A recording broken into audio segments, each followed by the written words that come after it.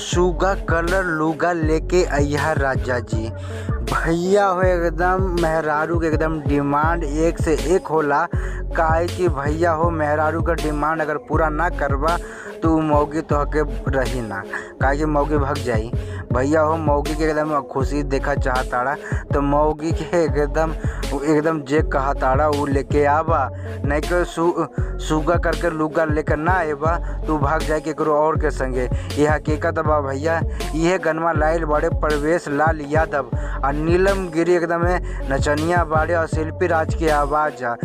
परवेश लाल यादव कहा ताड़े बतावा काहे मुँह फुलैले बाड़ू, का भइल बा हो। तो यह एकदम लड़की कहा ताड़ी एगो सुगा कलर के लुगा लेके अइहा राजा जी।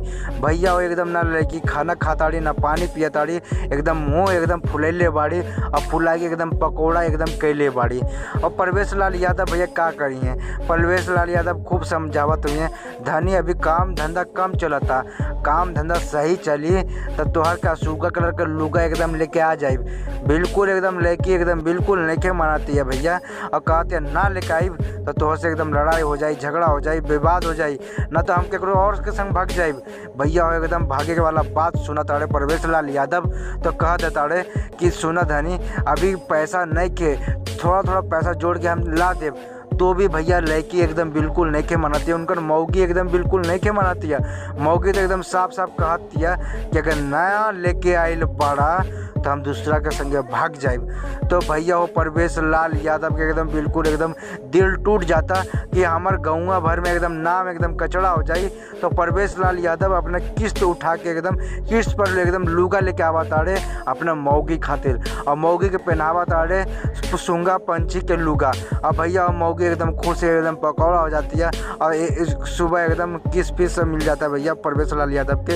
एकदम मौगी खुश तो मर्दा भी खुश। भैया वो मौगी के तो ये सोचे के पड़ी कि मर्दा कहाँ से लेके आयल बा, पैसा नहीं के लेके आयल, कुछ मतलब नहीं के, हमके सुगा कलर के लुगा चाहिए तो चाहिए। और भैया ये गनमा के लिखले बाड़े आर्यन शर्मा भैया म्यूजिक बनैले बाड़े और सतीश बाबा एकरा में लिखले बाड़े गनमा के। भैया हो बहुत अच्छा गाना आयल बा भैया, निरहुआ म्यूजिक वर्ल्ड से ही गनवा आयल बा, जाके सुनी। और नया बानी तो हमरो चैनलवा के लाइक सब्सक्राइब कर ली भैया, काहे के भोजपुरी के नंबर 1 बनावे के हा। भोजपुरिया समाज जिंदाबाद हो भैया।